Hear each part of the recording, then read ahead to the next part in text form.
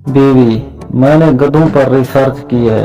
वो अपनी गधी के सिवा किसी दूसरी गधी को देखता तक नहीं। शौहर, इसीलिए तो उसे गधा कहते हैं। बाप, बेटा मेरे लिए एक गिलास पानी लाना। बेटा, सॉरी अब्बू, मैं गेम खेल रहा हूँ, मैं पानी नहीं ला सकता। इतने में दूसरा बेटा बोला, अब्बू ये तो है ही बदतमीज, जाएं आप खुद जाकर पी लें। सरदार अपने बेटे के लिए रिश्ता लेने गया। लड़की वाले, अभी तो हमारी बेटी पढ़ रही है। सरदार बोला, कोई बात नहीं जी, हम 1 घंटे के बाद आ जाएंगे।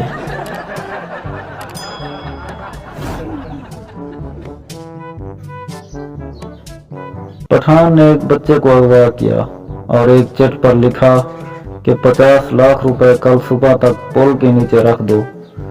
फिर ये चिट बच्चे पर चिपका करके बच्चे को घर वापस भेज दिया। दूसरे रोज पठान पुल के पीछे गया तो वहां 50 लाख रुपए मौजूद थे और साथ ही एक चिट थी जिस पर लिखा था, हमको पैसा का अफसोस नहीं, अफसोस तो बस ये है कि एक पठान ने दूसरे पठान को लूटा।